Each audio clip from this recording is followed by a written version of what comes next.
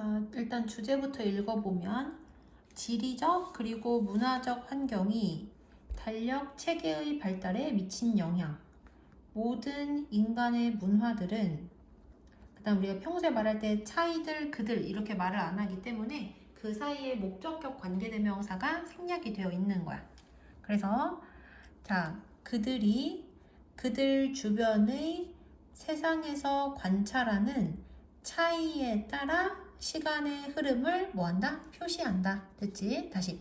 모든 인간의 문화들은 그들이 그들 주변의 세상에서 관찰하는 차이들에 따라 시간의 흐름을 표시한다.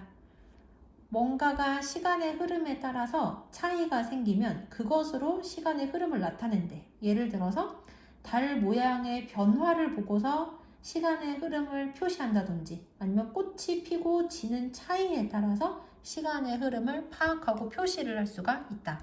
어쨌든 중요한 거는 어떤 것의 차이에 따라서 시간의 흐름을 표시를 했다는 거야. 자, 그 다음 넘어가서 다음 문장 동사가 뭐가 되냐면 depend on이 동사거든요. 무엇에 따라 달라지다 라는 뜻인데, 여기 보면 firstly 라는 표현도 나오고 secondly 라는 표현도 나오는 거 보이지? 그래서 해석을 어떻게 하면 되냐면, 첫째로는 이것에 따라, 그리고 둘째로는 이것에 따라서 달라진다, 이렇게 해석을 할 거야.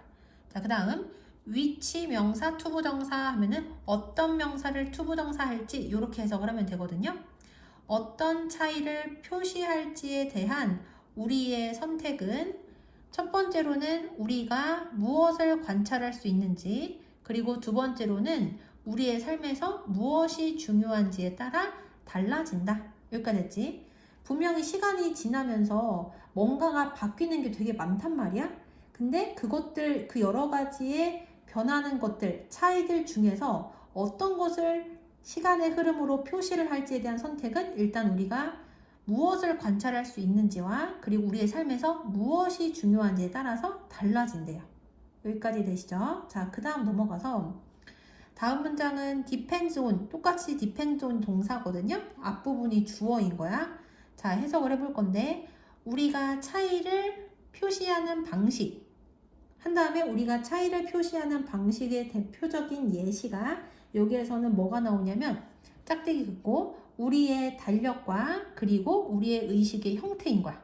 그래서 이런 것들은 우리가 그러한 두 가지 것들 사이에서 만드는 연결에 따라서 어떻게 된다? 달라진다. 여기까지 됐지? 여기서 그러한 두 가지 것들은 뭘 얘기하냐면 앞에 나오는 이것과 이것을 얘기하는 거야. 여기까지 됐지? 자, 다시 해석을 해볼게요. 우리가 차이를 표시하는 방법 긋고 우리의 달력이나 우리의 의식이라는 거는 시간이 흐름에 따라서 뭐 예를 들어서 우리가 농사를 짓고 나면은 농사를 다 짓고 나면은 그동안 수확했었던 것에 대해서 감사를 표현하기 위해서 추석을 보낸다든지, 아니면 새해 첫날에 다 같이 모여서 떡국을 먹는다든지, 이렇게 여러 사람들이 다 같이 모여서 하는 관습적인 행동들을 의식이라고 해요. 그래서 어쨌든 간 시간의 흐름을 나타내는 거지, 그 의식이라는 것도. 그래서 달력과 그리고 우리의 의식의 형태, 이러한 것들은요, 우리가 관찰한 것하고 우리의 삶에서 무엇이 중요한지 사이에 연관성을 나타내는 것으로 이루어진다는 거야. 다시 해석을 해볼게요. 우리가 차이를 표시하는 방법 찍고, 대표적인 예시가 뭐라고? 우리의 달력과 우리의 의식과 같은 우리의 의식의 형태들. 이러한 것은 우리가 그러한 두 가지 것들 사이에 만드는 그러한 연결에 따라서 달라진다. 여기까지 됐지? 자, 그 다음 넘어가서는 두 종류의 부류의 사람들을 얘기를 해요. 농경사회의 사람들에 대해서 예시로 들고 있고, 그 다음에 유목민들을 예시로 들고 있거든요. 자, 일단은 원래는 여기 관계부사 앞에 콤마 있으면 차례대로 해석을 한다고 배웠거든. 계속적 용법이라.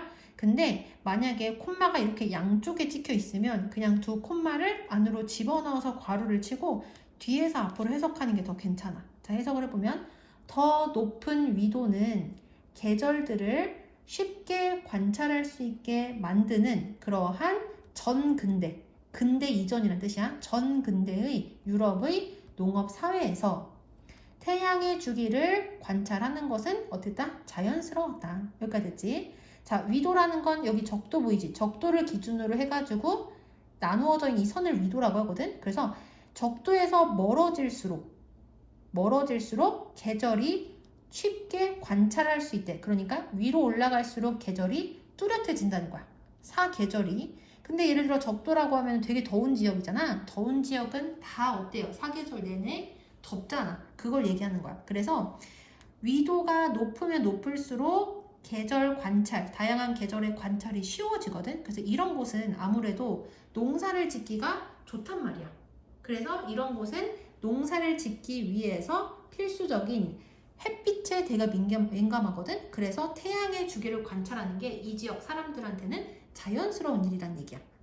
여기까지 되시죠? 그러니까 지리적인 환경이 지금 시간의 흐름을 해에다가 맞추는 경향이 있다라는 것을 우리한테 보여주고 있는 거고, 그 다음에 반대로 대조적으로 그 다음에 여기도 마찬가지로 콤마 관계 대명사니까 차례대로 해석을 해야 되는데 양쪽에 찍혀 있으니까 두 콤마 안으로 집어넣어서 화살표 앞쪽으로 해. 그럼 어디부터 해석을 해야 돼? 여기 먼저 해석을 해야 되겠지.